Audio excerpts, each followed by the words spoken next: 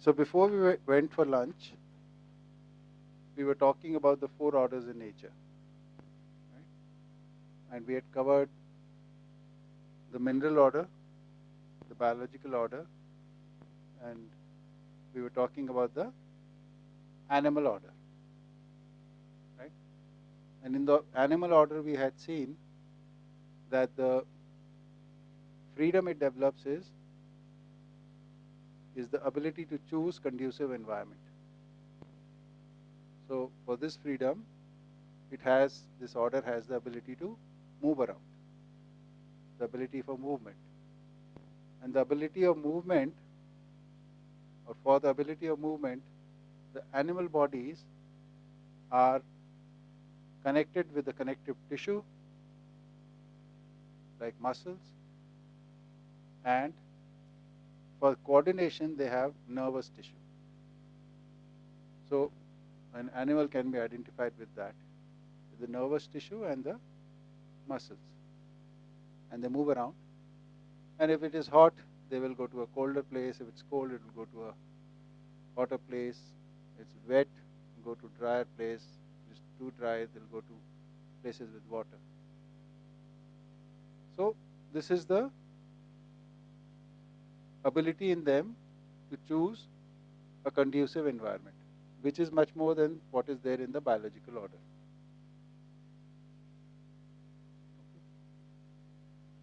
So, any questions on this? Any clarification? Next. Then we come to knowledge order. So, as we've been seeing mineral order or biological order and the animal order, there is some sort of a change in their relationship with their environment. Right? This pattern we can see. Mineral order is totally dependent on the environmental conditions. Plant order, the formation activity has shifted to the unit, and it can form units like itself by taking materials from the conducive environment. In animal order, they have the ability to choose a conducive environment. Right? What about the knowledge order? What can they do about the environment? Is there any freedom they have more than the animals?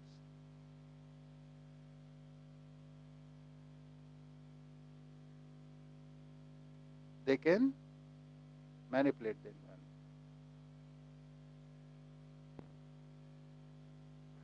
So they can change their environment. In fact, the language we here use is that they have the ability to develop their own environment. Okay. So, but interestingly, the human environment are of two kinds.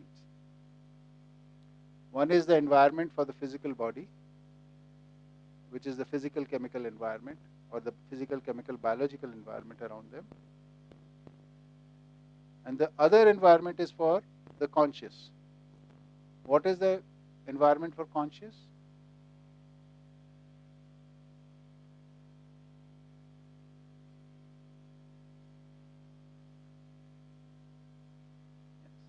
So the social environment.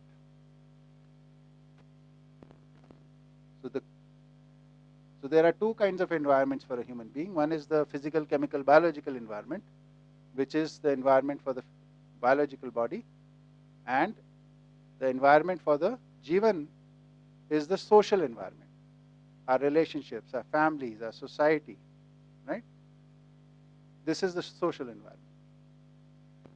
So the knowledge order, does it need to develop its physical, chemical, biological environment?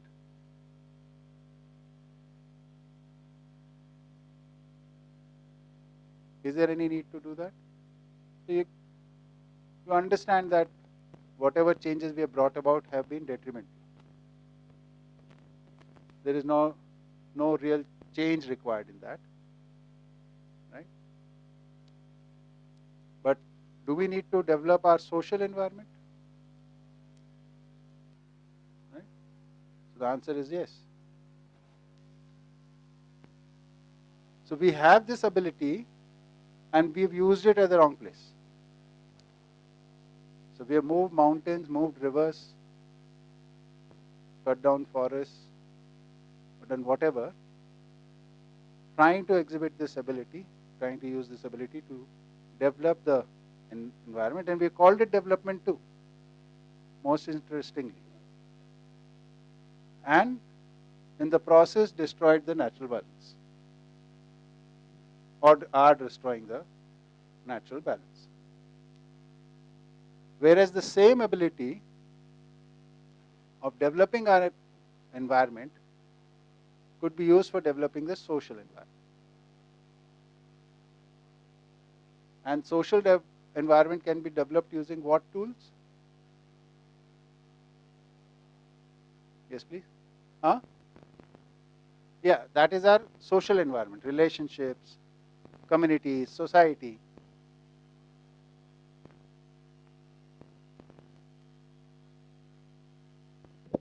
I just wanted to confirm the environment for consciousness is the social environment Yes. So and Jivan, Jeevan. the environment for Jivan is the social environment. Okay. Environment for a biological body is the physical, chemical, biological environment, which is made up by the animal order, uh, biological order, and the mineral order. Okay. And you mentioned the changes we made were detrimental. So, like, which changes exactly? The changes we made to the rivers, to the mountains, to the forests, all these changes that we thought we were doing some development have been detrimental. It has disturbed the ecological balance of the areas. Right? So we didn't really need to make the changes there. Where we needed to make changes was the social environment. In our, we have to develop our relationship, we have to develop our communities, we have to develop our society, we have to develop our nations, the whole human race on this planet. Right? So that is the development which was needed. So development is a good thing when it is directed in the right direction. And the right direction is developing the social environment. But we used it in the wrong place. We tried to change the things from which we came. We came because of the natural equilibrium between the three orders. And last few hundred years, we've really tried to change all that.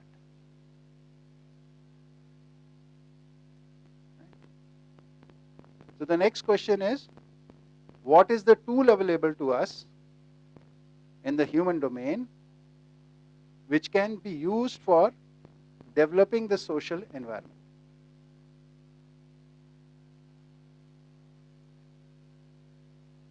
Education. So education is the tool which we can use for developing the social environment. Whatever we learn, we share, and we slowly build the understanding of the coexistential order in the world, in the existence, and live in alignment with it. So, so education has a very big role to play. Right? Next. So knowledge order's higher ability is that it can develop its environment. Next.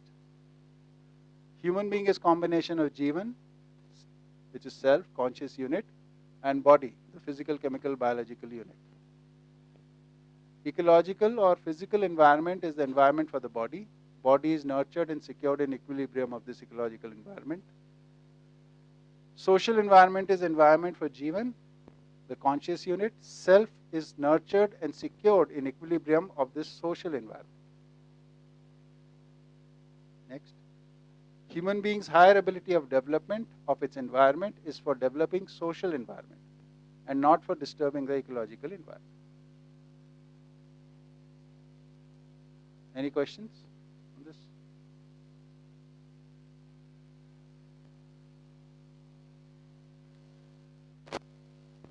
नीचे से मत छेड़िएगा, हाँ ऊपर से बोलो, on कर दीजिए उनके लिए।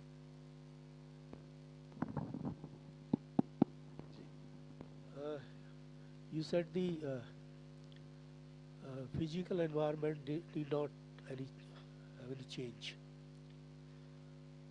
So, from if we see from the beginning, from the origination. Speak closer to the mic, please. If we see from the very beginning. Yes. So, what kind of environment do you perceive? Am I clear? Yeah. So basically, when the human first time appeared on this planet in the emergence of coexistential evolution, at that time this planet was very full of lots of forests and lots of species of animals, right? And when we started living from that day onwards, we started been cutting the forest, but the forest had the ability to rejuvenate for a certain time. We were too small in numbers. Our tools were such, the damage we did to the forest was very little, and it could regenerate. But slowly, as technology developed, we came to a state.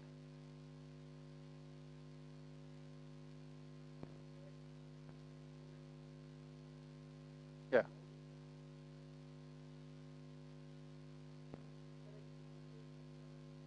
ऐसे ही होता है जैसा आज है, और किस्सा.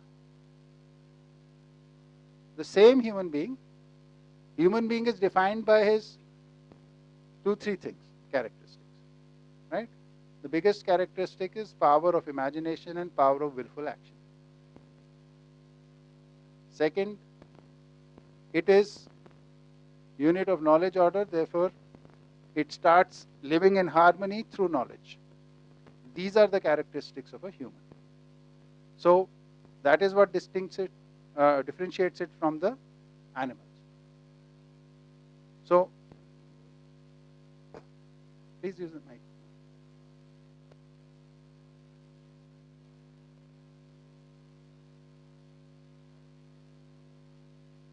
Just turn on.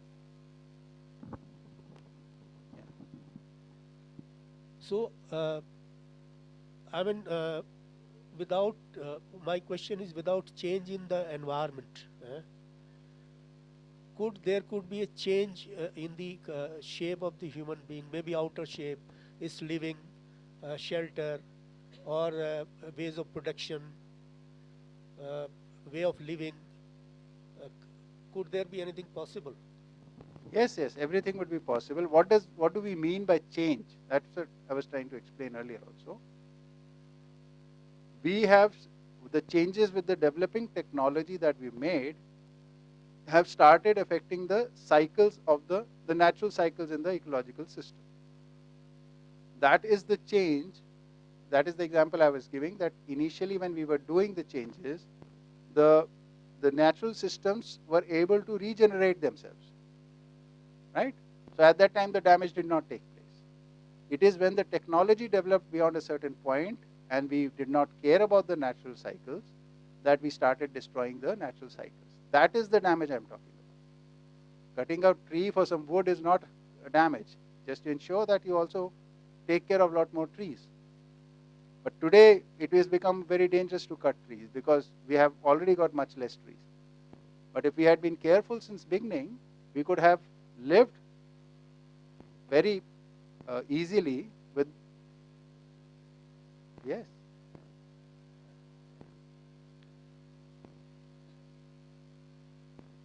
There is another interesting thing which you said, that we were probably initially hunters. I sometimes wonder whether we were hunters initially or not. Gatherers, yes.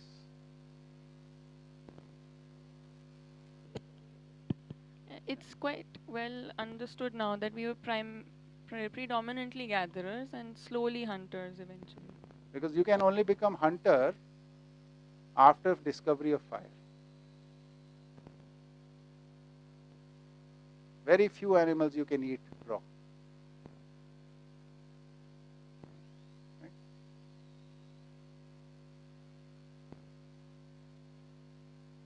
Fruits, vegetables, whatever.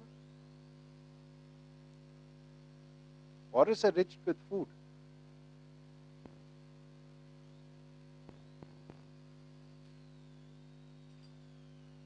Okay, let's connect that point. It's a good question. So, like we are saying, the for Jivan or the conscious, social environment needs to be developed. So, what is social environment?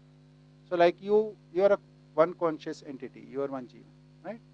So, your thoughts, your feelings, this is your consciousness. What affects it? So, people around you, how they behave, right?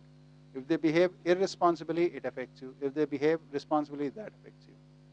So, developing would mean that we have, through education, people around us, including us, behaving responsibly. That will give us a healthy state of mind. Right? So, similarly, in the society, right? So, human. Social environment is human.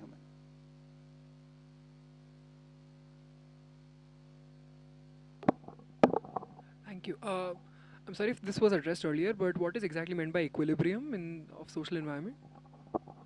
So, equilibrium means a state where all the constituents are doing their full functionality in a coordinated manner and it is stable, harmonious. That is the state of equilibrium. Therefore, it doesn't degrade, it doesn't change, it becomes stable. So, that is the state of equilibrium. Now, coming to social equilibrium. So, humans have certain tendencies, like humans need to do something for their body, like we started initially with work, behavior, intellect, right? Spirituality. So if we become complete in these aspects and interact with each other, then our families, our communities, our society, and our whole global human race then can function together without bumping into each other all the time. That would be social equilibrium, where we do not exploit each other, where we are able to nurture each other, help each other the way the natural design of human beings is supposed to be.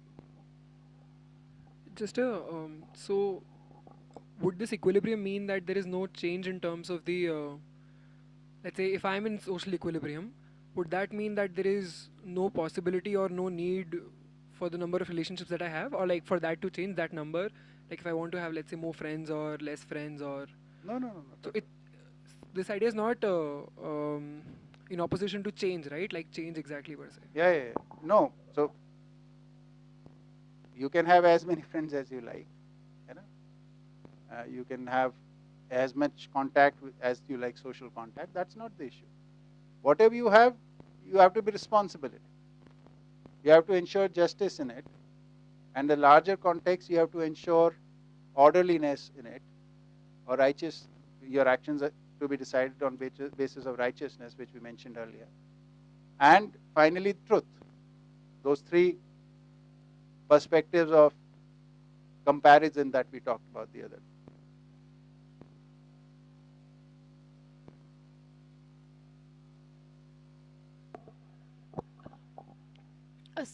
Am I to think that like if the social, like if the people around me are not responsible, or if people in my social environment are not responsible, then it will have a negative impact on my state of mind? What Uh, do you think? Does it? on me, yes, but there are other people. I'm not sure about them if they are impacted in any way. Yeah. So every humans, all actions have impact on each other. That is the first thing. Whatever behavior we do has an impact. Now, it will be a good impact if it is responsible behavior. It will be a bad impact if it is irresponsible behavior. It is as simple as that. So first of all, I need to be sure what is good behavior, what is bad behavior. So that I need to first be educated and start fulfilling my responsibilities at my end. So that creates one impact, right? So if I see, suppose there is somebody who is not, or some people around me are not in uh, living responsibly, they are not doing responsible behavior. So then the tool available to us is education. Maybe these people are elderly, we can't change them. Maybe, but we can prepare the next generation to live in responsible manner.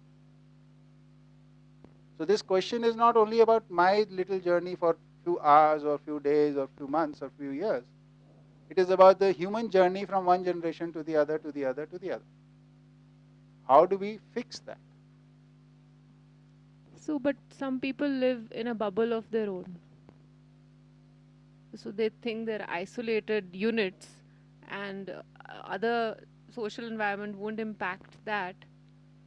Also, my other question is like, does educating the younger generation involve the lecture method also?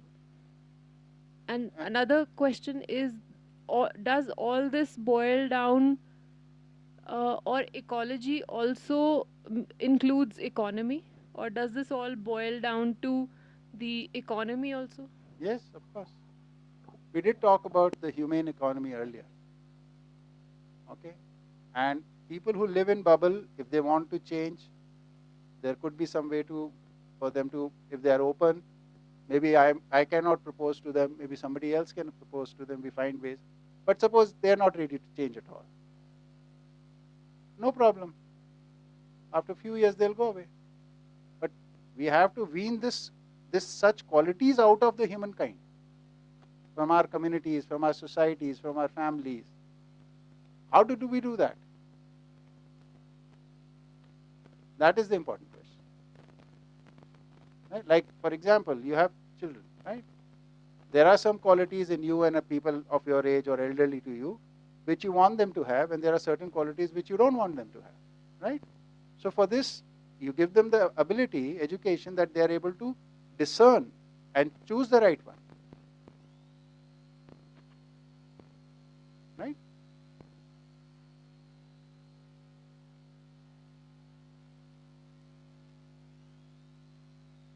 The economy part is, if we live in harmony with nature and through regulated our consumptions, right? We participate in production by following the natural cycles. So the economy can also work properly. There is no issue. Right now, economy has become overpowering over everything else. Because we have thought that the only purpose in life is to accumulate wealth, which we did on the second day or third day when we talked about materialistic worldview. Why that comes about.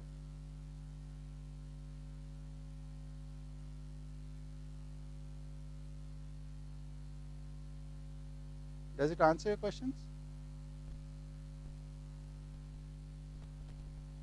Mike. Like one question, the education for the younger generation, does it involve the lecture method? Whatever is suitable for you and your child or younger generation around you. The idea is to make them learned and responsible. You find your own methods. Usually it has been seen young children can't be lectured. They need activities. Right? They need poems, they need songs, they need activities. Use them. Humans are so creative. We can definitely be creative in education. It is the direction that we are missing. Skill sets we have many. The direction the education has to take, where we have to go, that needs to be clear. Then use any technique you have. There will be many techniques. I mean, even for us, this sitting for 8 days and talking like this, It's not very easy, right? There were more activities, maybe you guys would have a lot more fun. But with activities, this will become, instead of 8 days, about 15 days. As it is, 8 days is so difficult to take out.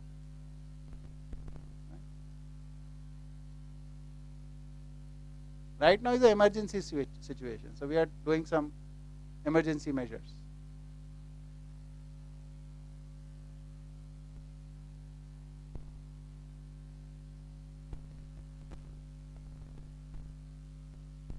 Okay? Anything else?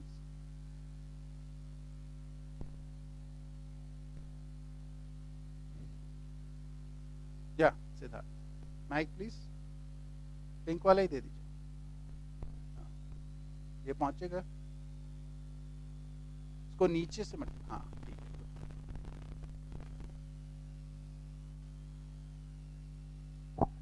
I just wanted to ask if Jivan Vidya has posited a social environment clearly in terms of human to human relationship, not simply humanity and ecology. So, really in terms of politics, what is the political structure of, say, a social environment according to JV? Yeah, we'll be coming to that as the last section of this thing. Before that, we have to talk about humane conduct.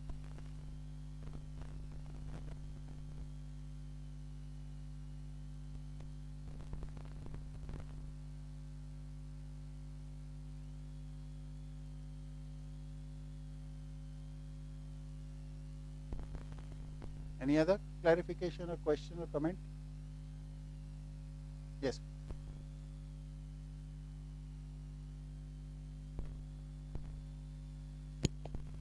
So, what is the tool for developing the social environment? Tool for developing the Social environment, the last point. education. Like, for example, you want your child to learn responsible behavior. So, will you not help the child? This help is education. You'll point out, you'll explain, right? All this you do is education. Yes. So, in terms of education, is education a development of the self? So, in that sense, is our social environment predicated on each individual's individual education, or is it posited as a community and collective endeavor? It's both. First, it's self, and once you have evidence for self, then you start sharing. That's how education will happen. No? So, education is always on basis of authentication. Right? You can only teach what you know. Right? So, and you can only say help do what you've learned. Right? So, if you learned how to operate a machine, you can help somebody else learn that. So that is authentic. Right? If you know something, you can explain it to somebody. You can help them understand. That is authentic. Right now what has happened is most of the education has become like management. You don't know how to do it, but you tell others how to do it.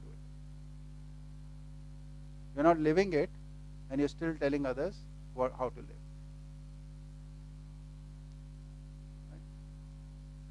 So, there is lack of authenticity in that. And that is the biggest problem. That's why students are not able to respect the teachers or the educational facilitators. Lack of authenticity. Yes.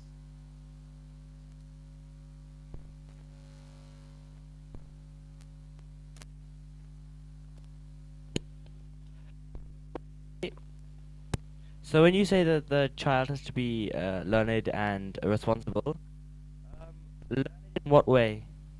Yeah. So, what is a learned person like? So, learned person is who, in whatever situation they might be, are able to identify what is to be needed to be in harmony with humans and what to be harmony with nature. That's a learned person. And what is responsible? The ability to fulfill that need. That is responsible.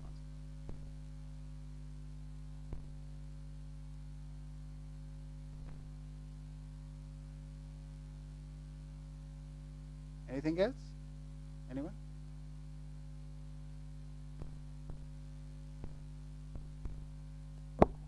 So has Jeevan Vidya also got into how to educate? You know, because there is so much there's so much chaos in the way popular education is delivered today, and so even we as homeschoolers, unschoolers, we are experimenting. Yes. We are just trying. We going by our understanding and our reflections, Right. but because I would like to get into that. Okay.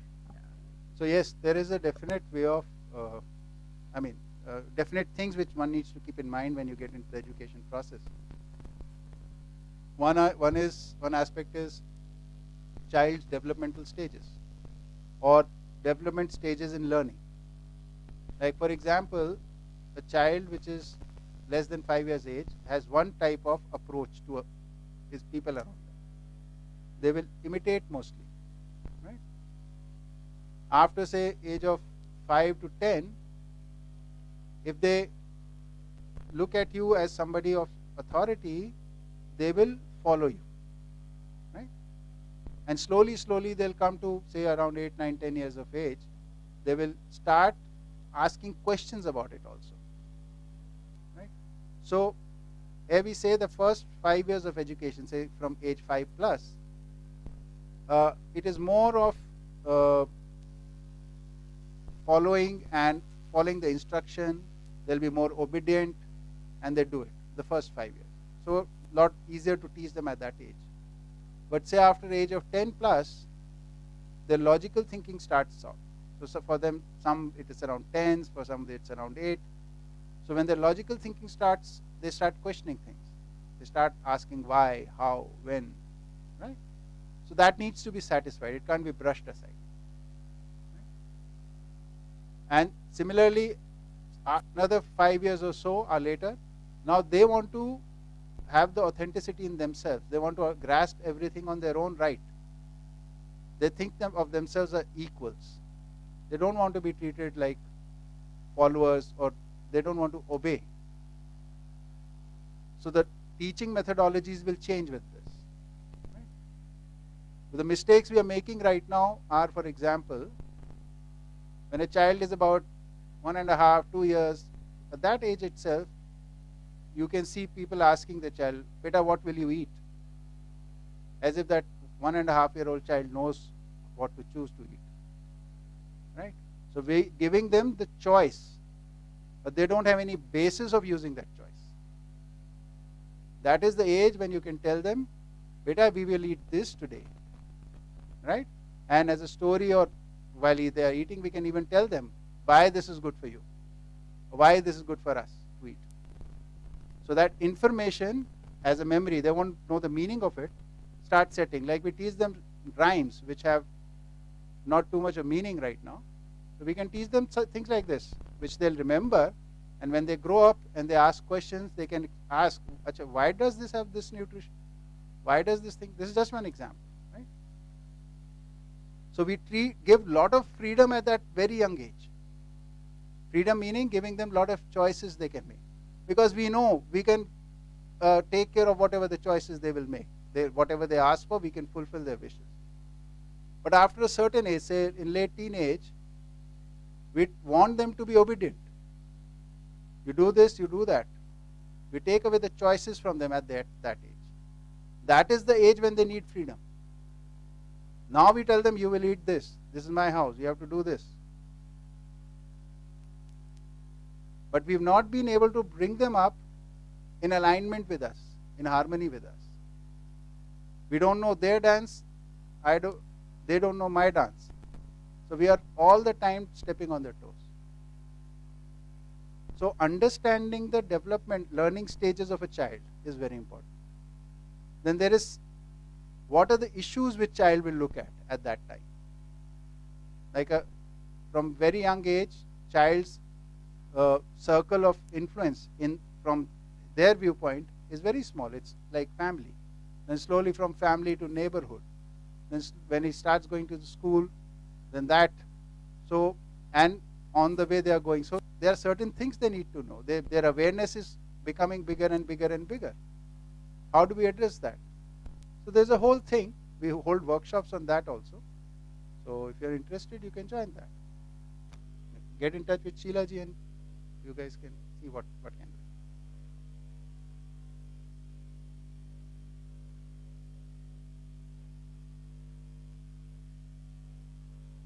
Okay. Shall we move ahead? Okay. Next. So we covered 4 orders. We just briefly touched on this, just to give an idea that the whole idea is to be able to see that this whole existence from the fundamental level to the gross level is orderly. There is no randomness in this. It is very well directed. Right? And things are very definite in it.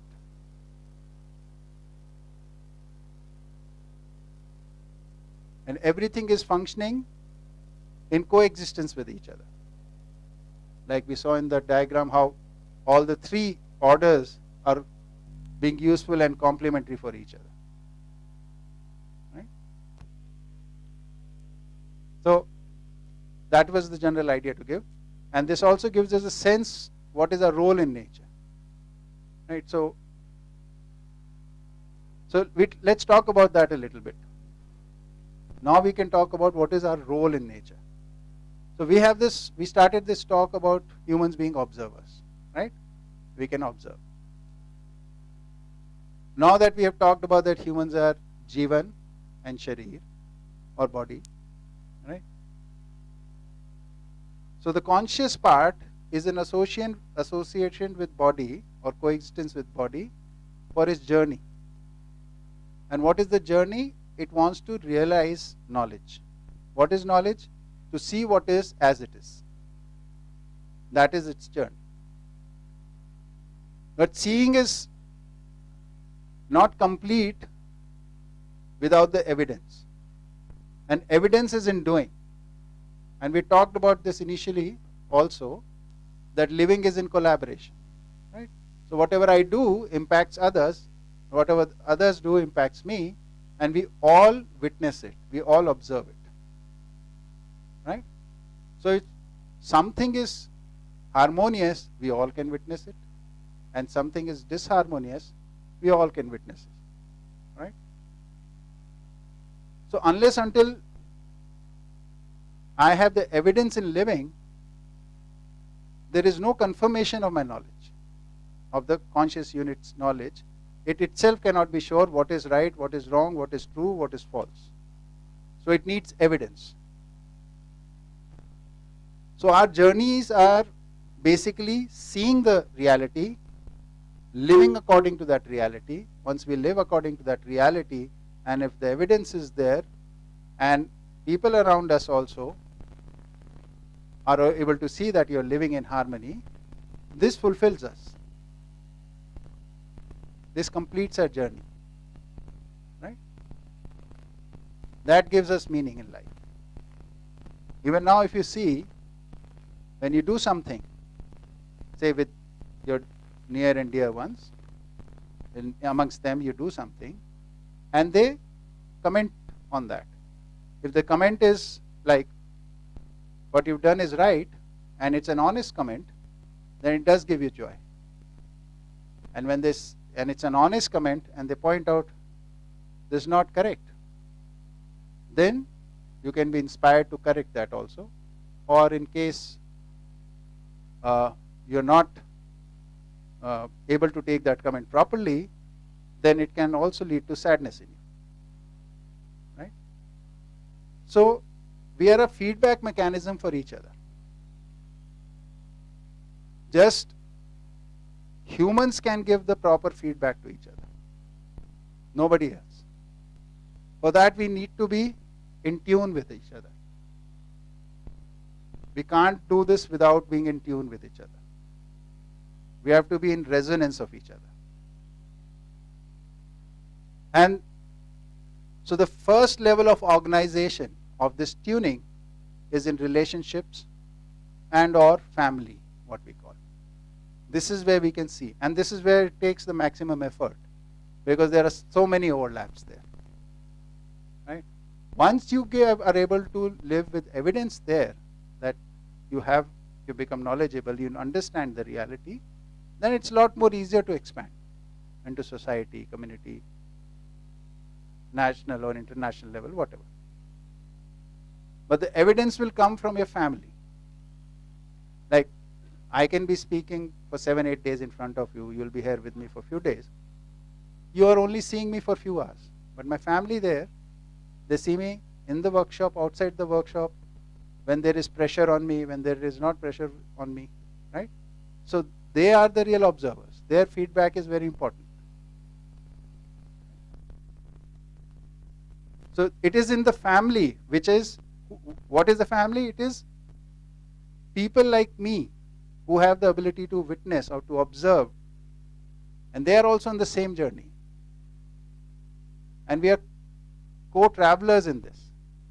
We have to help each other see the reality. That's what we are for. And when we see the entirety of the whole thing, it's very joyful for us, for our families, for our communities, for our society, for the whole nature. That is the role of humans in nature. We are here to see the splendor of coexistence. The coexistence has produced us to see the splendor that it is.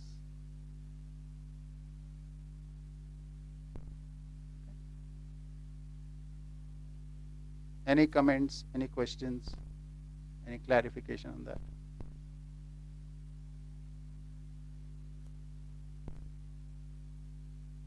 Because we've been taking this question from very beginning.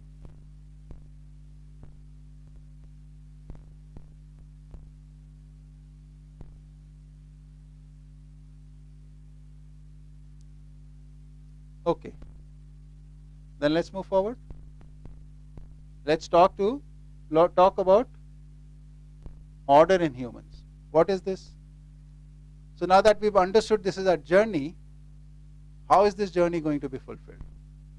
So this journey is fulfilled by living responsibly.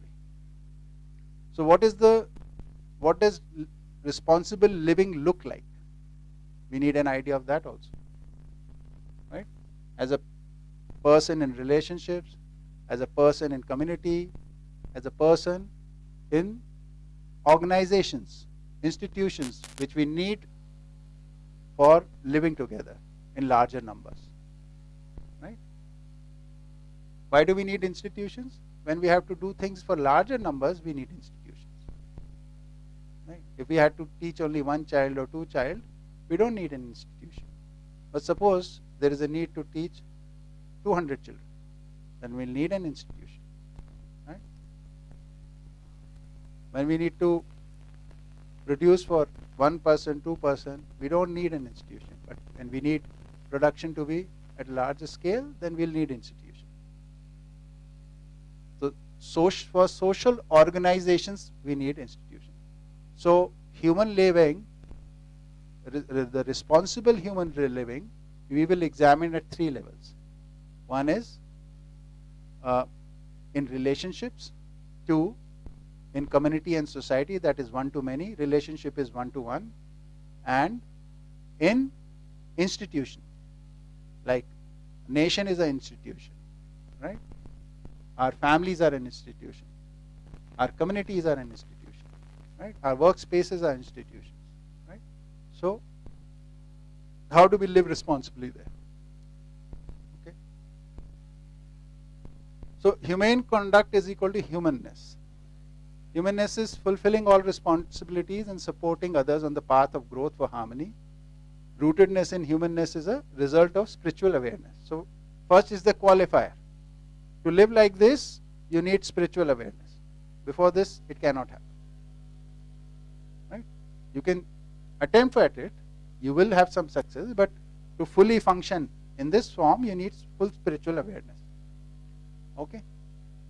Then we have put 3 headings, which is the conduct area. This is like whether it's in relationship, whether it's one-to-many in form of how I behave in the community, and the third is how I behave in the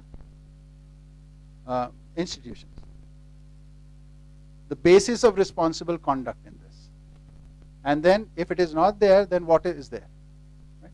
An absence of responsible conduct. Okay? Next.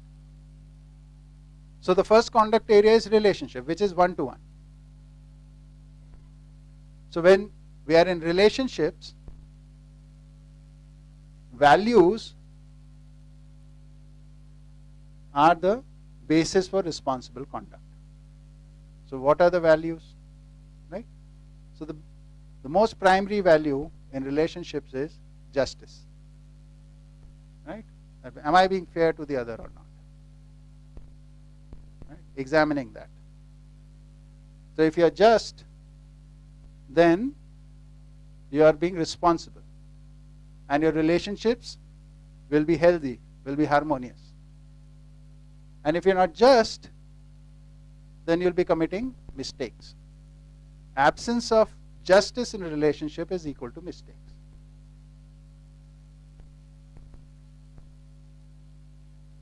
You'll ignore somebody, you'll be not respectful towards somebody, right? Mistrust.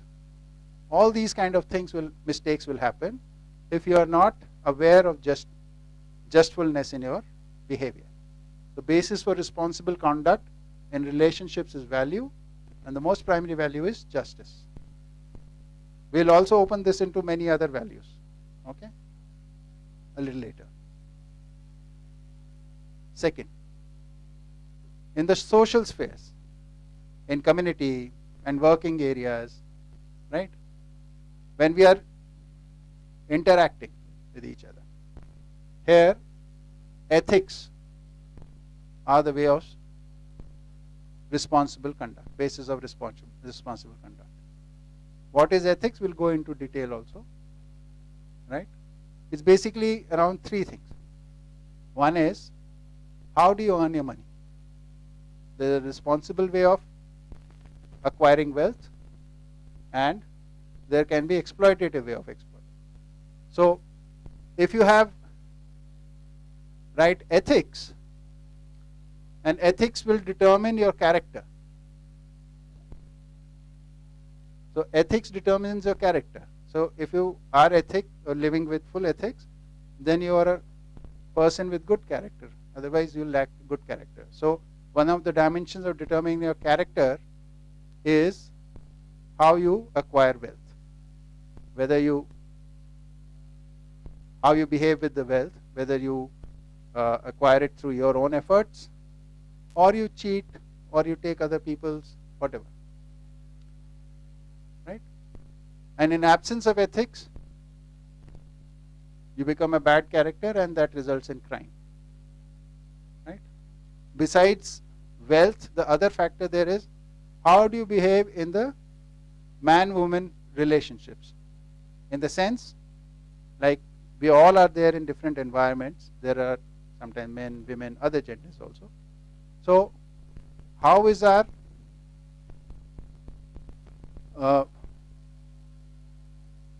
behavior there? How is our character there in that area? Right? So do people of other genders feel safe with us or feel insecure with us? What sort of a behavior do we have? So that also determines our characters, and which is a function of our ethics. And third is, are we cruel or are we kind when we are interacting with people? Right? Are we rude or are we kind? Right? We'll talk about in more detail a little later.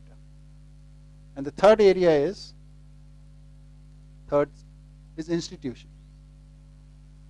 And institutions run on basis of policy. Okay? And in absence of policy, there will be struggle and war. Because our institutions will not be able to serve the purpose if there is irresponsible policy there or absence of responsible policy there. Okay? So these are the three areas in which our conduct, responsible conduct, can be evaluated by us and by others. And this is the basis: values, ethics, and policy. Okay? This is the basis of responsible conduct. And in absence of these, we'll make mistakes, crimes, and we'll end up here: exploitation, conflict, war.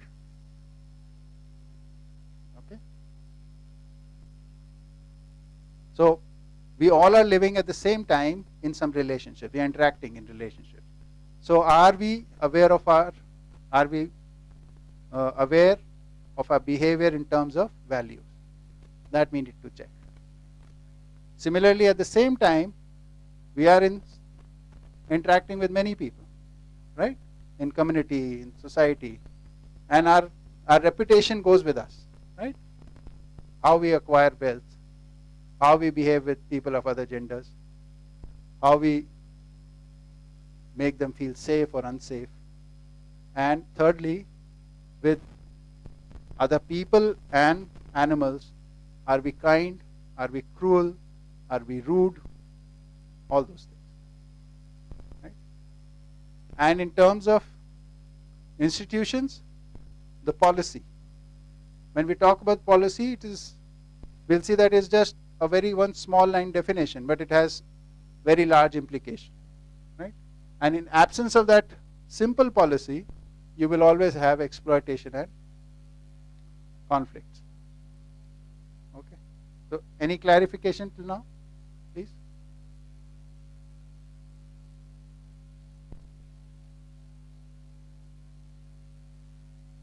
So this is basically, we are talking about humane conduct, which is the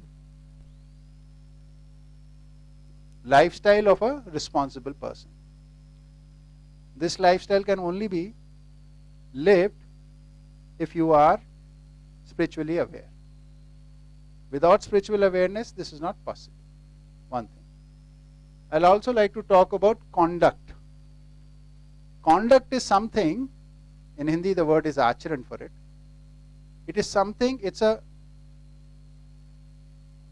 activity that you repeatedly do. Right? It is not an event-based thing.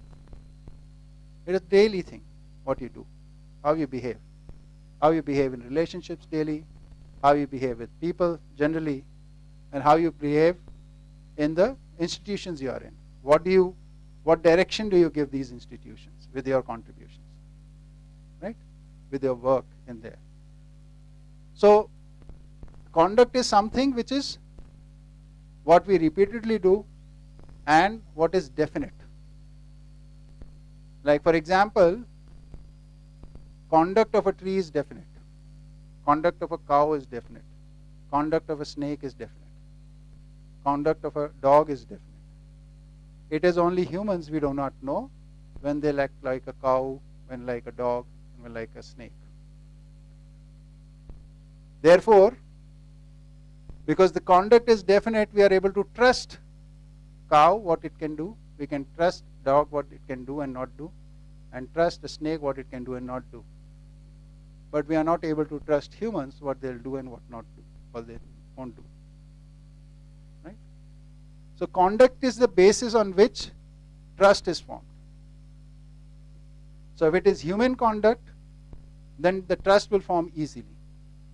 If it is unreliable conduct or inhuman conduct, then there won't be trust, there will be mistrust. So one can easily examine how many people trust you. First of all, your family people, members. Do they trust you or they don't trust you? Right? Your friends, do they trust you or they don't trust you? 2. Your community, does it trust you or does not trust you? Do they consider you reliable or not? Right? Or do they doubt you? Right? If they doubt you, then it is troublesome for us. Right? If they trust you, then it makes things easier for us. How can we generate trust for ourselves in our life? By having a definite conduct. A definite conduct can only be humane conduct. Right? Okay. Next. So let's expand on values. In relationships, we talked about values. Right? Values is the responsible basis for responsible conduct. Right? In relationships. So in relationship, nyaya, or what we call fairness or justness, is the fundamental value which results in harmony. Okay? So what is this justness or fairness? We have a definition for it here, a technical definition. So, next.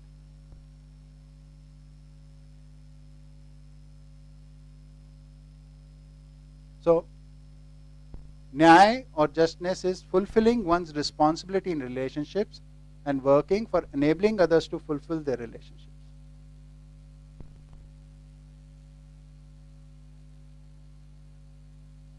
So what you ensure is your part of deal you're fulfilling responsibly.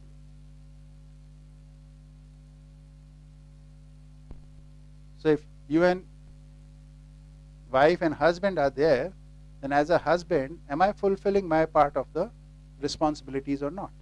When I keep this view, awareness within me, then I am doing justice, or I am trying to do justice. And when I'm successful in it, and I fulfill my responsibilities as a husband, then I am doing justice. Otherwise, I am not. And this is not dependent on whether my wife is fulfilling her responsibilities or not. Because when I fulfill my responsibility, it has an impact. And that impact is also fulfilling for me as well as the other. Even in a relationship, one partner is fulfilling the responsibility. The happiness of that part will be felt by both of them. The resultant happiness because of that. If both do it, it will be mutual happiness. Okay? So nyaya is being aware of your own responsibilities and whether you are fulfilling them or not. For this you need to understand the relationships. That's where those 7 types of relationship, what is the purpose, what is the activities, what is the responsibilities in them, and what are the expectations in them. So this is connected to that there. If we are not aware of what relationships are, then we'll only do guesswork. Okay, maybe this is my responsibility. Oh, maybe this is. Like a husband, maybe I should just get money. Right? A lot of us assume that. A lot of us live like that. But is that the only responsibility of a husband? So, but you can't determine the responsibilities of a husband or a wife before understanding the purpose of that relationship. So we have to understand the purpose, activities, responsibilities, and expectations. Okay, next. So, first of all is who the person is with me. If it is Sheila, then she's my wife. Right? So, she and I are wife and husband. So, identifying the relationship. Right? You can only identify a relationship if you understand relationships. Understanding relationships comes from by knowing the purpose, the activities, the responsibility, and the expectation. In humans, only that can be identified about which you are aware. Like the example I took of walking in the garden, and you cannot identify anything if you are not aware of what herbs there are. Once you become aware, then they all seem to come out like this. You can see each one of them. Otherwise, just green grass. Right? So what we are aware of, we can identify. Awareness comes from understanding. So you need to understand relationships. So what is the part to understand in relationship? That every relationship is meant to complement each other, and therefore it has a purpose, it has some activities, it has some responsibilities, it has some expectations. Okay. On basis of that understanding, we can identify the relationship. Right? Without understanding relationships, we will use the name like husband and wife, friend, brother, sister, whatever. Right? We use the names, but we don't live it. Next. Then value-based interactions. So this value-based interaction that we are talking about here is, this justness is exemplified through many values of behavior. The 18 values in behavior and 12 more in other spheres. We'll go to them after I've completed the first definition. So in total there are 30 values that we'll talk about. Okay. So value-based interaction. Values like every relationship needs trust and respect. Affection. These three are there needed in each and every relationship. You can't have a relationship if you don't have affection. Right? You can't have a relationship if you don't have respect for each other. If you don't trust each other, then there is no relationship. So, value-based interactions. So, in some relationships, when we talk about those 18 values, certain values are there. In other relationships, certain other values are there. Depending on the kind of dynamics of that relationship, there are values. What are values actually? Values is a name which we are using for certain emotions.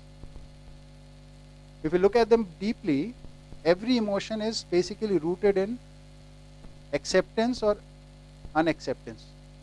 Like if I meet somebody, right, or I remember somebody, immediately an emotion comes into me.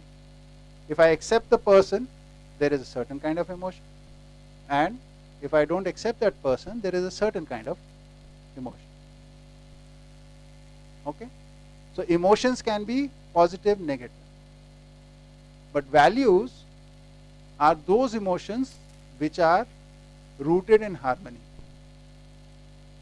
First of all, this is to know. Values are a certain kind of emotions we are talking. Like respect or trust or gratitude or affection, these are rooted in harmony. How they are rooted, I'll explain when I go to each one of them.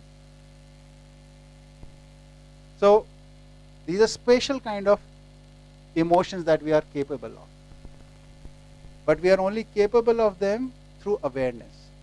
And for awareness, we need to understand them. So, when we talk about gratitude, for example, there is something there to understand first.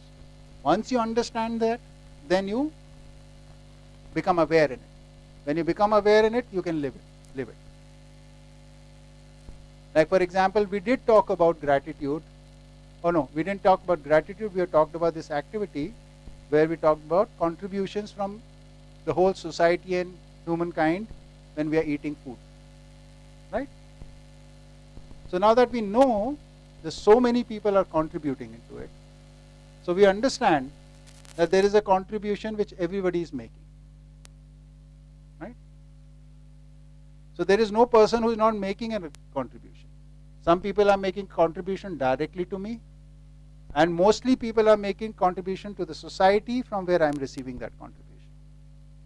Right? So there is nobody useless.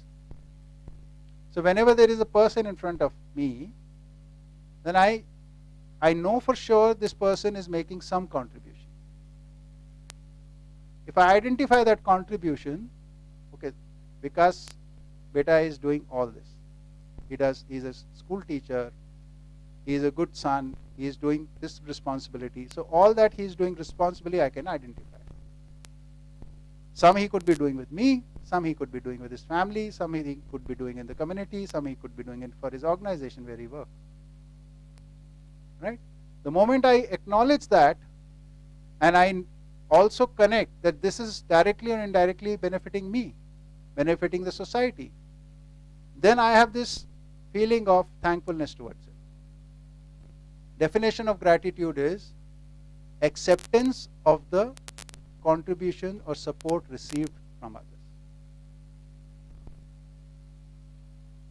Gratitude is acceptance of the contributions or support which you receive from others. That is gratitude. So like this, if you want to be aware of gratitude, you need to understand this part. If you don't understand this part, you can't live this because you're not aware. Similarly for all the values. Similarly for trust, for respect, there is some key point which needs to be understood. So values are those emotions which are rooted in harmony, and their rootedness in harmony is because there is some understanding behind them. Okay. So value-based interactions. We'll be going into details of value once I complete the definition. Next part of this definition is mutual evaluation. When we are in relationship, Vikas bhai and me, I behave with certain responsibility towards him, he behaves with certain responsibility towards me. Now I can't one-sided decide that I have been very responsible for it. He and I together will evaluate my actions, and he and I together will evaluate his behavior. And whatever is common in our evaluation will be joyful to us, and wherever there is gap, if we are wise, we will try to fulfill that gap. But if we are not wise, then we'll complain about this to each other. You've not done this, you do not do that, my expectation was this, my expectation was that. So if you have complaints in your relationships, that means there is one sense of responsibility which is lacking, which is that you're not doing a proper mutual evaluation. A proper mutual evaluation is with the consent of both of them, with full freedom they sit down and evaluate their relationship. And whatever gaps there are, both put in efforts to fill those gaps. Okay. Right now we do one-sided evaluations. I did this for you, I did that for you, and you've not done this for me. Right? Whether we say it or whether we don't even say it times and just feel it inside. He never does this for me, or she never does this for me. Right? This determines our attitude towards people.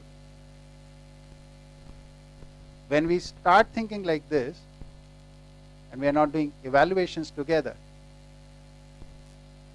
then we fill up with a lot of emotional baggage within us, and which from time to time bursts out. Right? So mutual evaluation is very important. It's a very key point for relationships from time to time. Yes, please.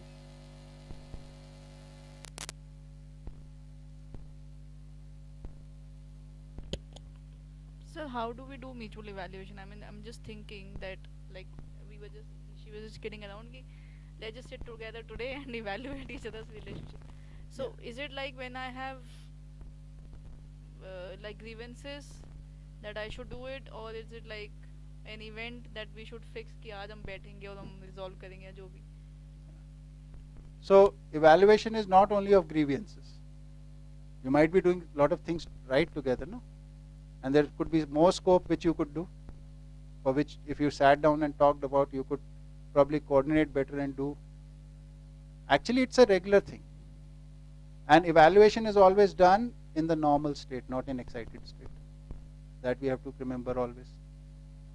So during a grievance, we are agitated. At that time, so no evaluation can take place. Right?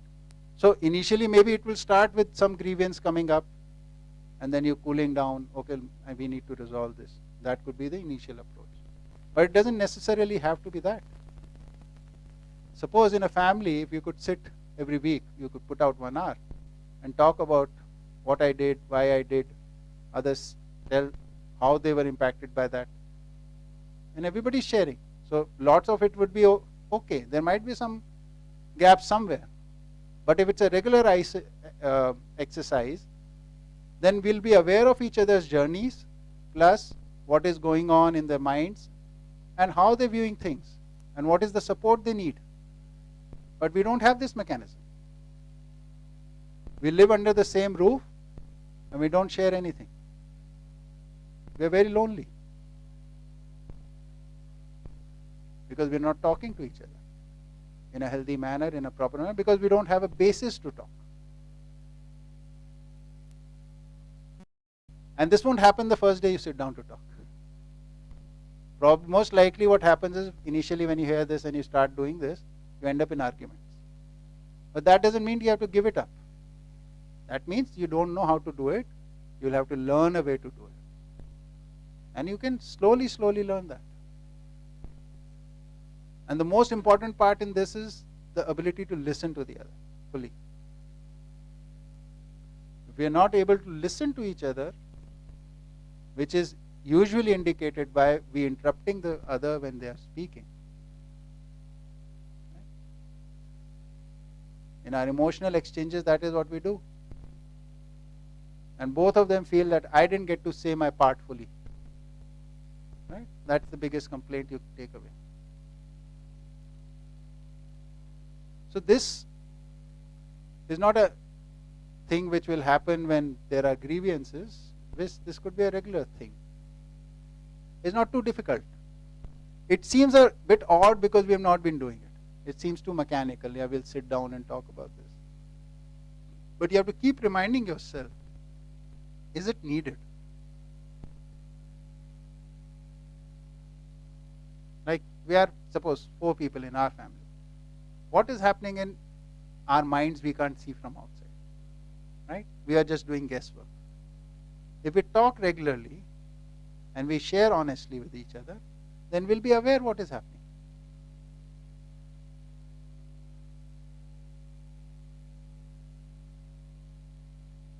But it takes a small effort, but it's an important effort which is needed. Right? So, good communication is very important. Good communication is the basis for mutual evaluation. Right? So suppose you two want to do it, first you have to identify the relationship you are in.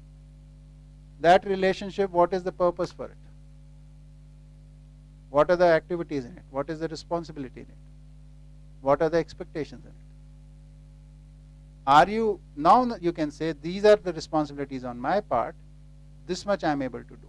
The other person can say, yes, I see you do this much, but this part, it's yet to be fulfilled. Then how can you fulfill that? How can you both get together and fill that part, gap? Similarly for the other person, like that.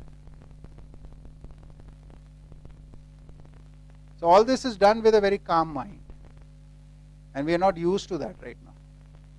The moment anything happens, our emotional state is not in our control right now. It gets triggered very easily. Depression, anger, right? Things like that. So, mutual evaluation.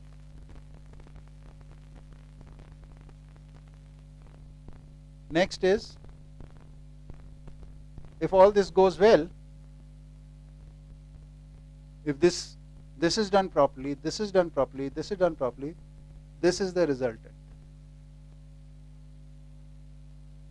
Mutual fulfillment in the relationship. That is the state of harmony.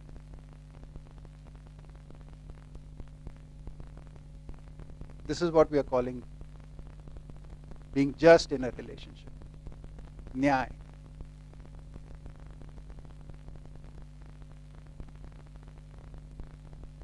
So, identifying relationship, value-based interaction, mutual evaluation.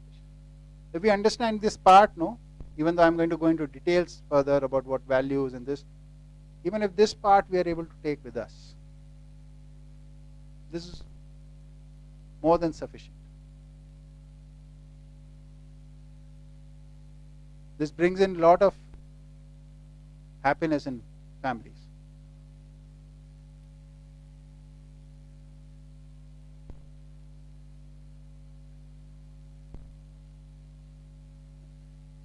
Next. Oh, wait, go back. So, any questions on this, please? Any clarification? Yes. Mike, here on your right.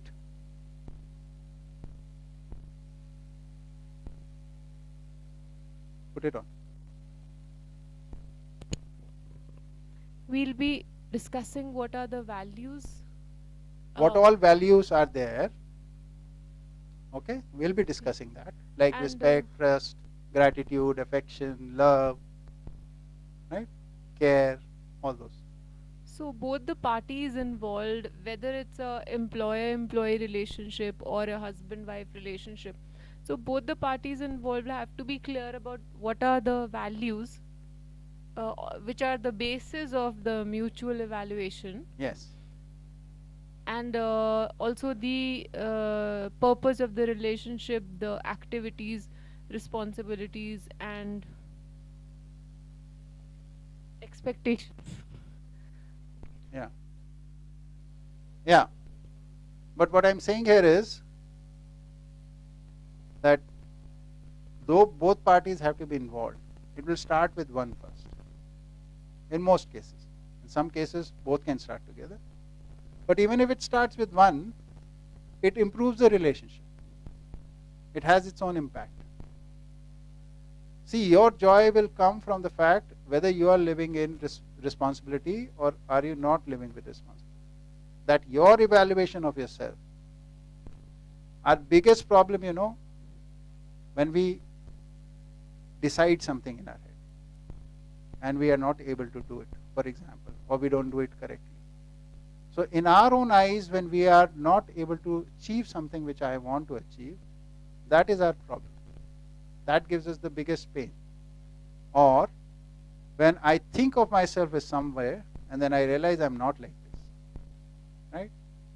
So all these are indicators that we have to purify our own personalities first.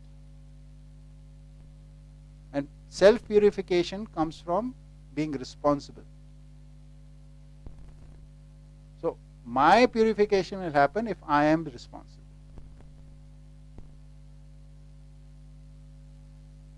So commitment for that first. And if you start walking that path, it has its impact in your relationships. The other person can get inspired. You can inform them. They can be affected by your change in your personality.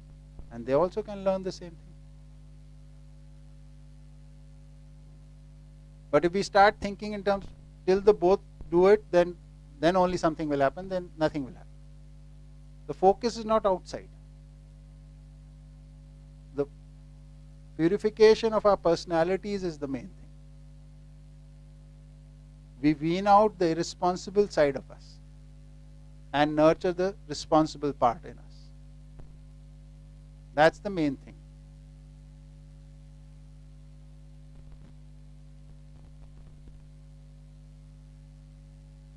Okay?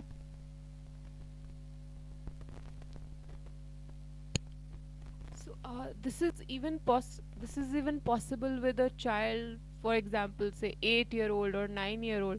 So we sit down with them for a mutual evaluation, and so again the basis will be values like equality or respect.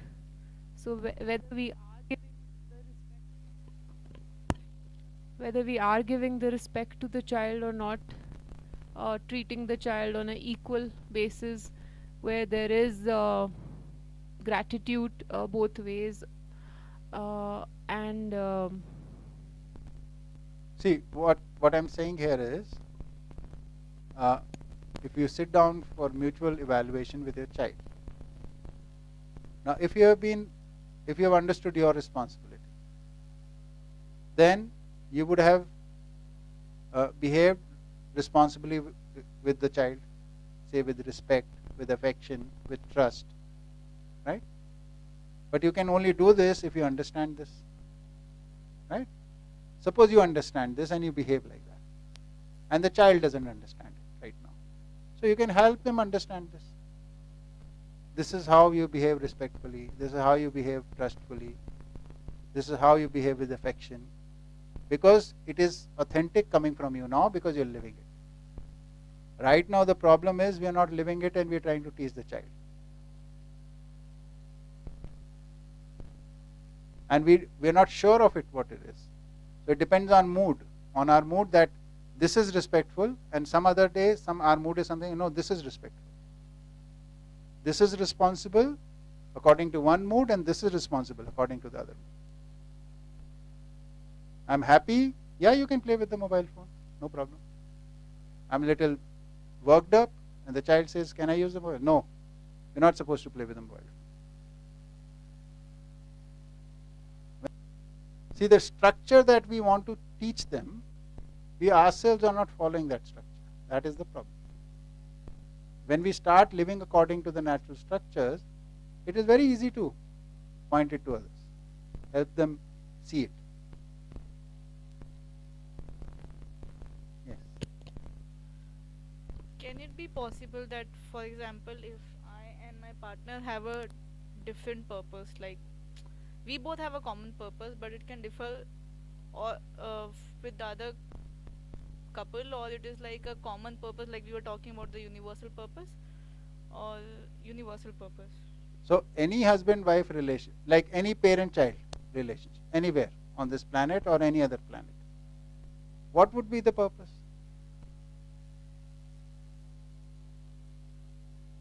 That is the minimum purpose we are talking. You can add more things to it if you want, but minimum this is going to be there. So this is why we are not using the language of making relationships.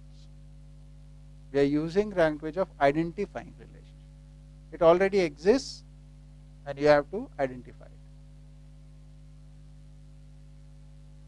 You can identify it through your awareness.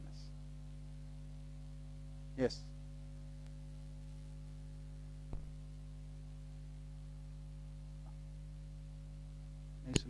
We can, this is identifying a relationship because it exists.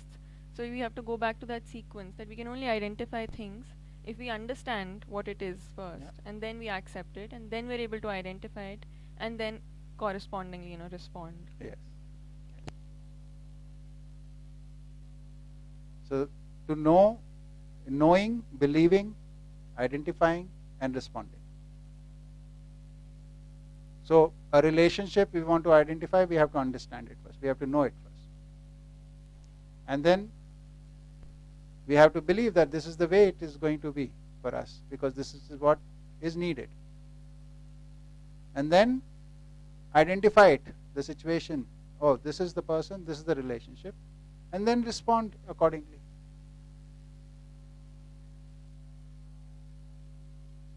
So everything is rooted in knowledge. So that is why we are a unit of knowledge order.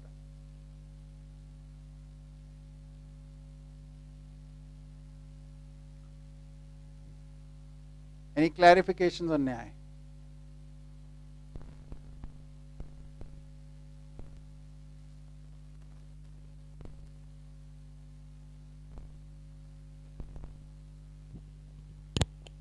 So when you say values or expectations or something, like maybe there are universal values or universal expectations, but in most relationships, whether it's friendships or partners or children, anything, it seems like a lot of the time there are differences in expectations and values between the two people. Yeah. A friend might think you should call them up so many times or do this much with them, and you feel this much. So usually, like, if there are difference in values, then there'll be a difference in experience of what seems unjust or injustice. Whereas, so how do you, yeah. It's the same issue of that commonness and uniqueness. So our relationships are unique, but that uniqueness is about 1, 2, 3, 4%. 98, 99% it is common. So first we have to take care of the common part. So, like for example, relationships will always have respect. So you can't have different value than respect. You can have some other values in addition to respect. You can't have a relationship without trust. But you can have other values in addition to trust. Right? So respect, trust will be there. So if your relationships has respect and trust and affection, then whatever your uniqueness is, you can also live that. But you can't violate this, the basic framework which is there. So these are minimum set, what we are talking about. The minimum set is the universal set.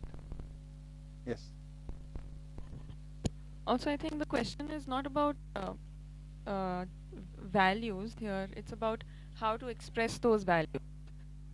Discussing respect can be conveyed through folding hands or maybe just paying attention, talking.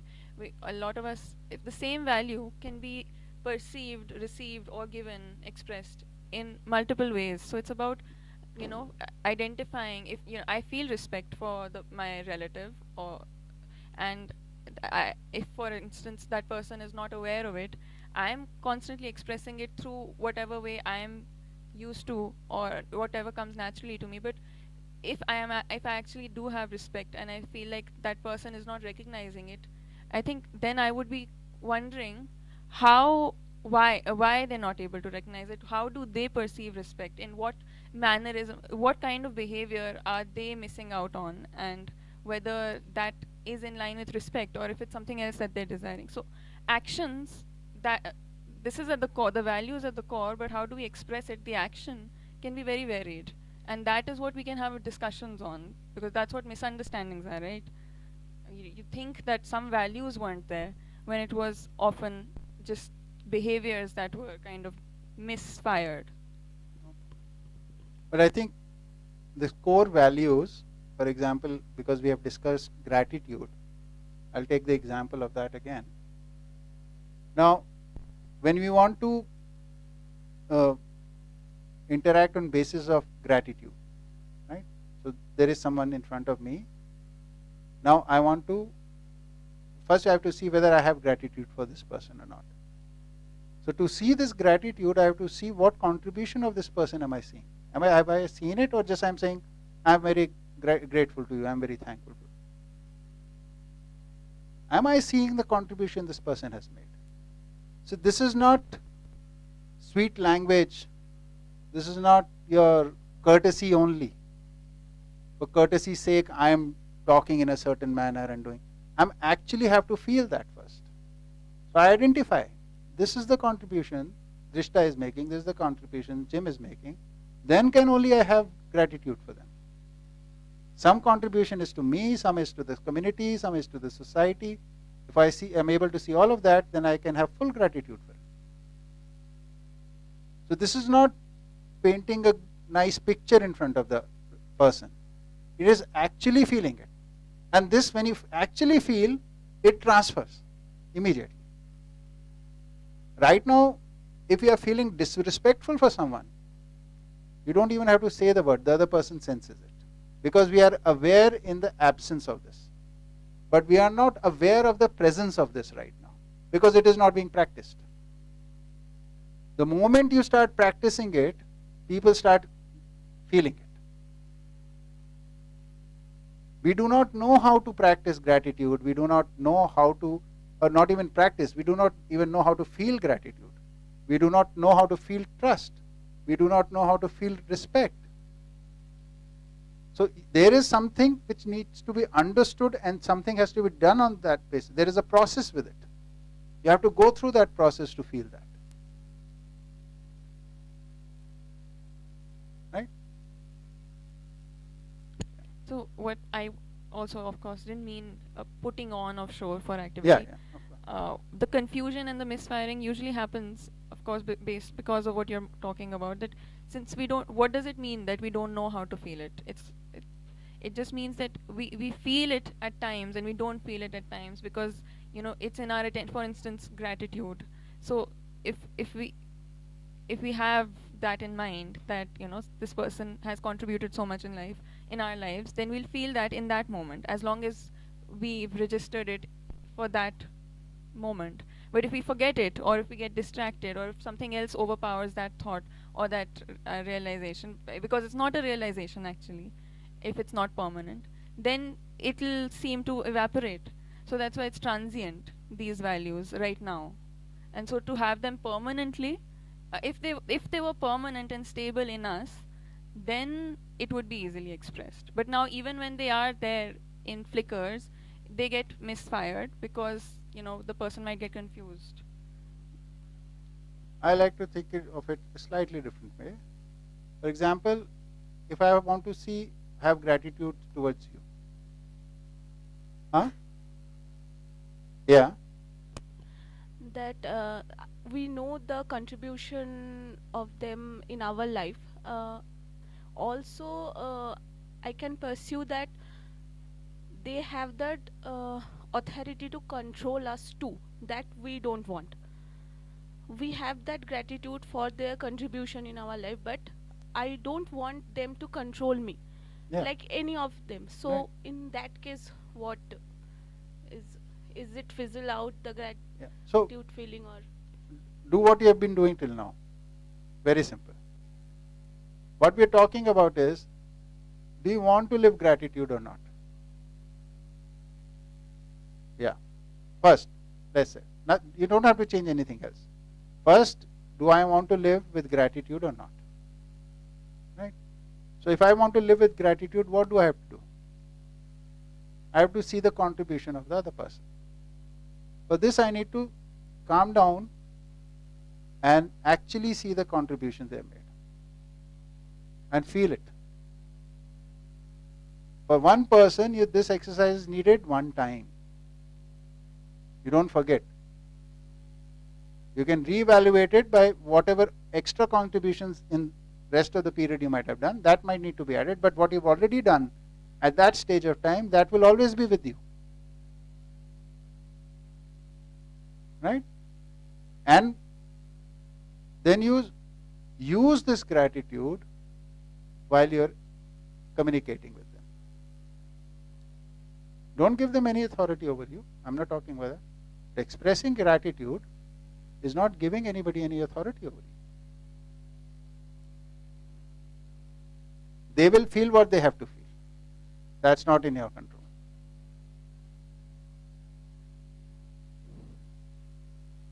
Whatever they'll do, you already know how to deal with that.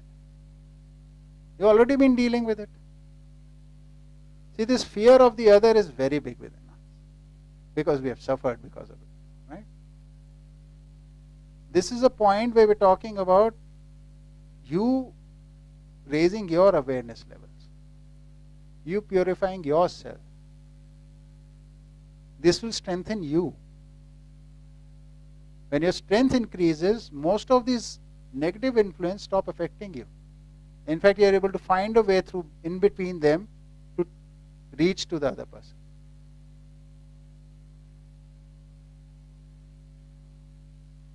You already have a mechanism to deal with them, right? Don't change that. With that, you can also still feel gratitude.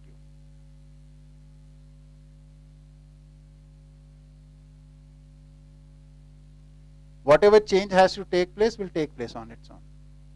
Once you start dealing with gratitude, you'll see something in you will change. And something will change there too. It won't happen in one day. Okay? So that's why the biggest quality we need is the patience in this process. And the biggest amount of patience is needed for ourselves. You can't be, I tried it doesn't work. You just heard it. If you try it right now, it will not work. You have to go back to it. There are many iterations. Did you learn counting from 1 to 10 when you were young? All of you must have, right? And how many tries did you learn it? The first time you heard, you learned it, right? counting from 1 to 10 when you were a child, did you learn in one go or did you take many iterations? So if simple thing like learning a counting from 1 to 10 takes many iterations, this is human behavior, human values. It will take some iterations. Give it time. Don't be in a hurry. Right? So Yes. we have a WhatsApp group of some friends, Yeah. and every night before sleeping, we have an activity to do. We practice gratitude. We type down 3 things or 5 things, but at least 3 things that we are grateful for throughout the day, and we mention the reason for being grateful. Good.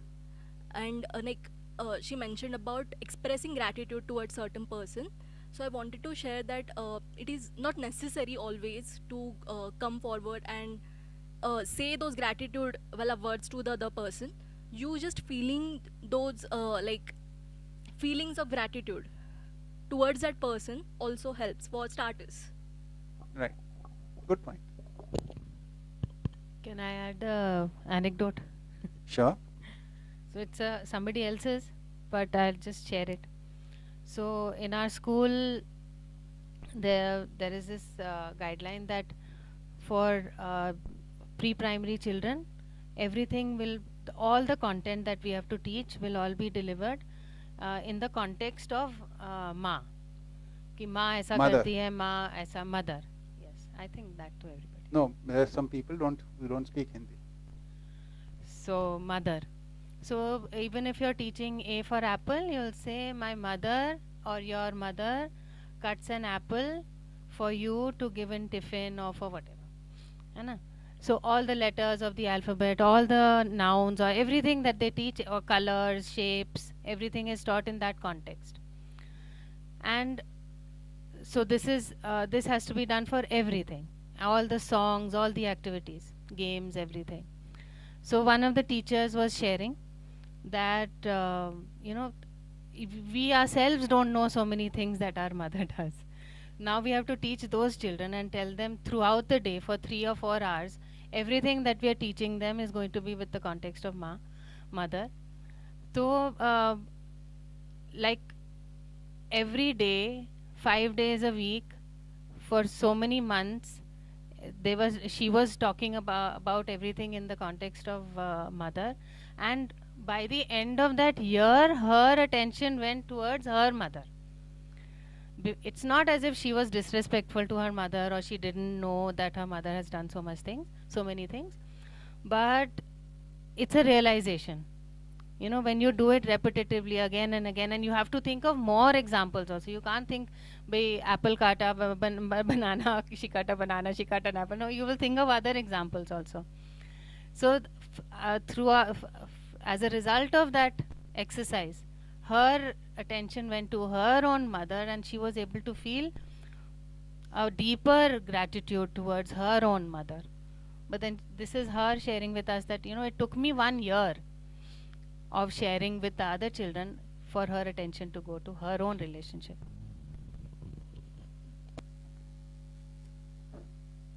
Oops. So anything more on Nyaya? Right? Yeah. Mike.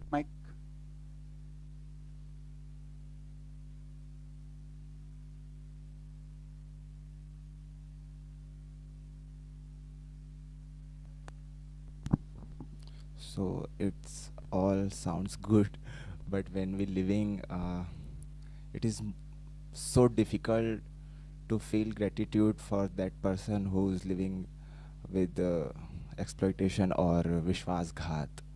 So how can we feel for gratitude for that person? Very good question. So, do you drive a bicycle or a motorbike? So, when you were learning, where did you learn? On the highway? Colony. In some Colony's ground, road. Yes. right? Empty roads. Yes. So, when you're learning gratitude, you'll start with that open ground or a road of colonies, which is where you are comfortable. We'll practice it there. Once you have practiced, you've got a grasp on it, then you can use it with others. You don't jump into the highway immediately. Right? It's a process. Slowly, slowly you'll reach there. If we are idealistic, we'll first want to do it there. The most difficult place. But we don't know how to do it. As the toughest situation, it will never work. So practice it where you can do it. And then slowly, as you start understanding gratitude, you will yourself find the way how to reach out to that person.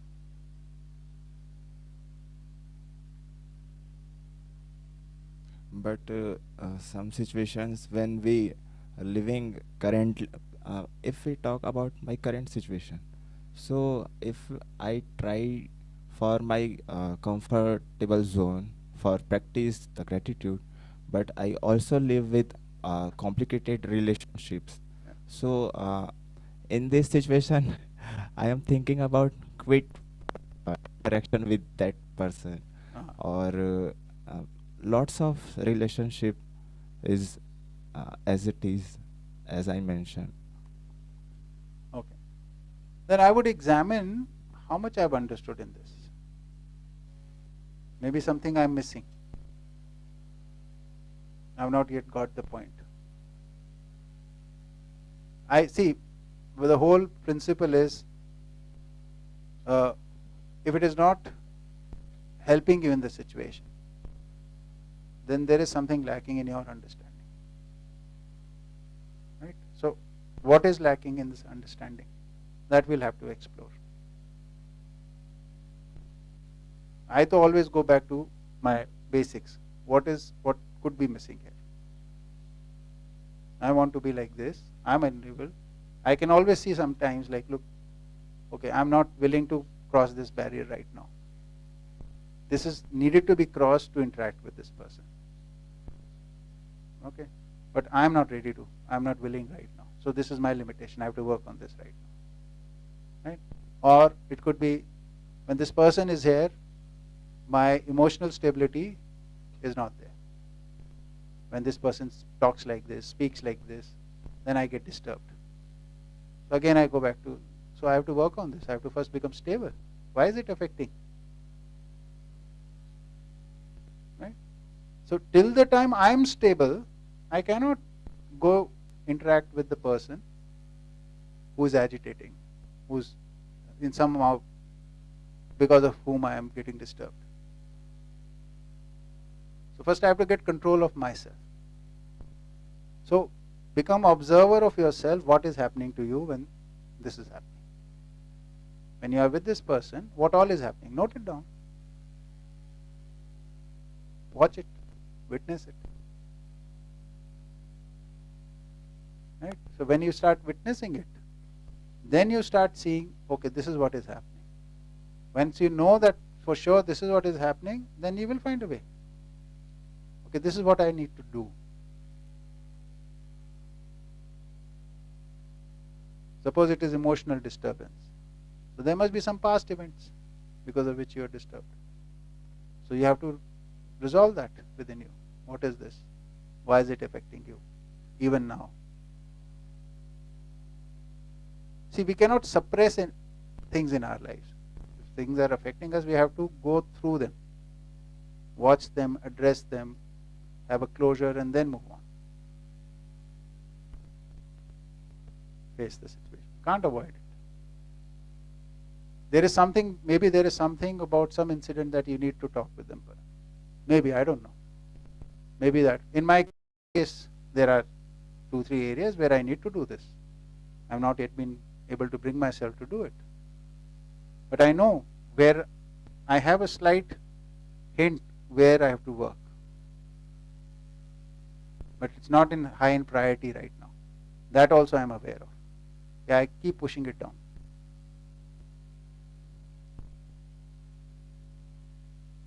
Okay? So, see what you find. Yes.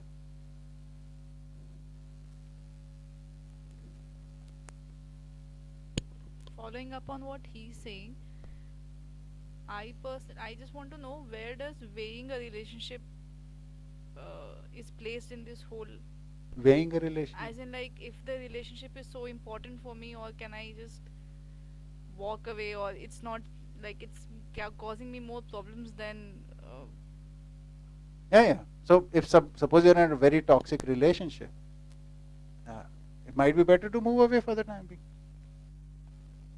What's the problem with it? See, this is not idealism.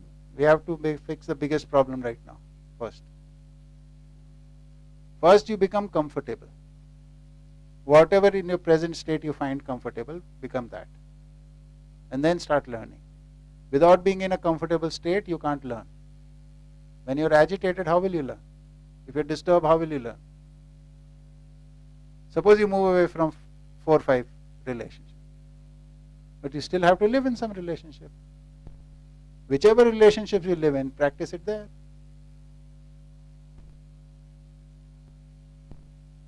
You can't live alone, no?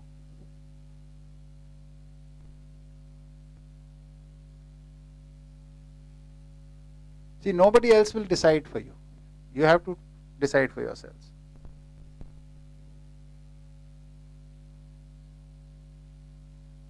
Okay? Shall we move forward?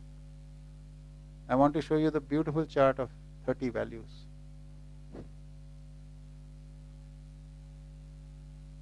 Well, before that, let's show the 7 relationships again. Yeah, this we have seen once, so I won't go into it. But these are some of the indicators what has to be done in these relationships. These can be studied in detail.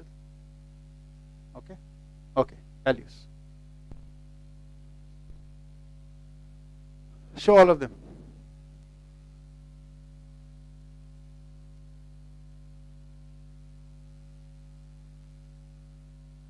Okay.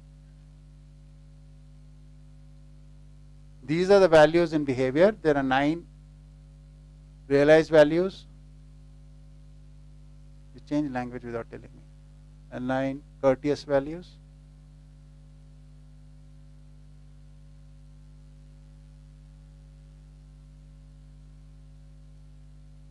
Then there are production values. See, this gap is too much, Drishta. This manifested values.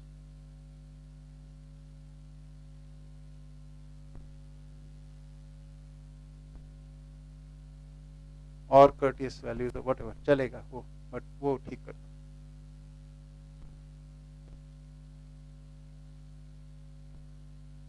उस cell का points और छोटा कर दो थोड़ा सा. हाँ, ठीक है. Okay. So there are 4 Jivan values. This is the ultimate, this is where we want to reach. This is the journey for Jivan. Jivan needs these: happiness, peace, contentment, bliss. Right? These are called human values or human qualities, which is resoluteness, courage. This is what I've been calling patience at times. Right? Resoluteness is equivalent to patience. Courage, generosity, kindness, benevolence, and compassion. So, if we live with these qualities, we can achieve this. To live with these qualities, we need to practice these and these. This is in production, usefulness and aesthetics. And in behavior, these are realized values and manifested values. So gratitude corresponds to gentleness. Admiration corresponds to simplicity. Reverence corresponds to devotion. Love corresponds to oneness. Similarly, all of these are corresponding. So, confidence / trust. Okay?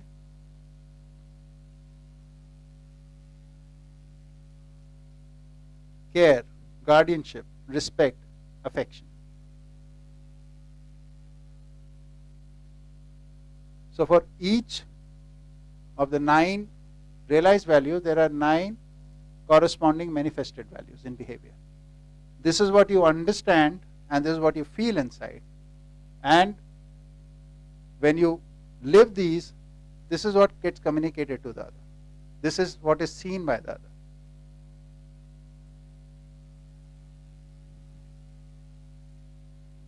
So if you have gratitude, there is gentleness which comes into your behavior, which the other will see.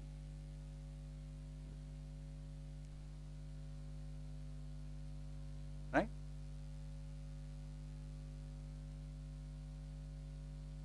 So I won't go into all of the 30 because that will take a couple of days to talk about all of them. I'll just take 2, 3. But these are all studied. So, like we've talked about gratitude, we can talk about, say, trust or confidence. Right? Trust is the Hindi word is Vishwas, which we are translating both as trust when it is in a relationship, and Vishwas is confidence when you are looking at it in yourself. Right? You could also talk about affection. Right? So affection is the simplest. What does it mean? The definition for it is acceptance of a relationship is equal to affection.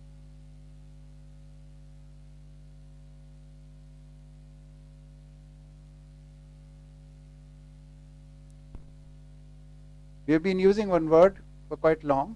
Now I think we should define that also, which is relationship. Right? What is relationship? I think we did say it somewhere, no? In one of the slides.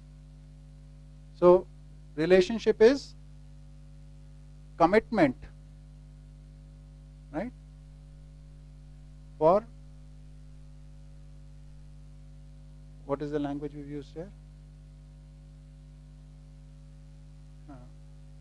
Well, I think it was there in one of the slides. Anyway, so it's a commitment for mutual completeness. I'll help you complete yourself, you will help me complete myself. So it is a journey for mutual completeness. Relationship. Relationship is a commitment, a mutual commitment.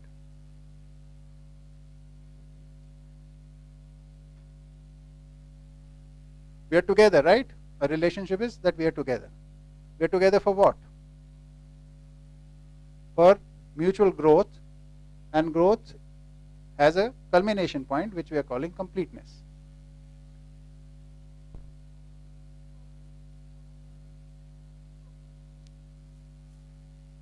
Of which system? For all systems, yes.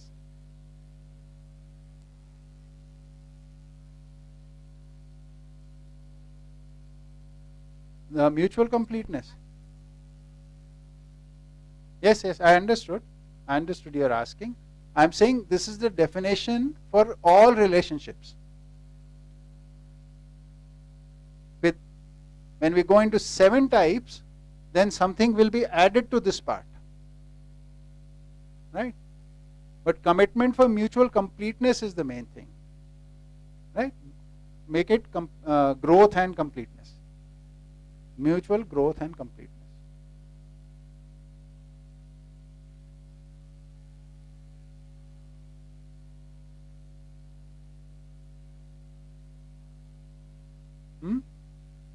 नहीं छोड़ दो उसको भी.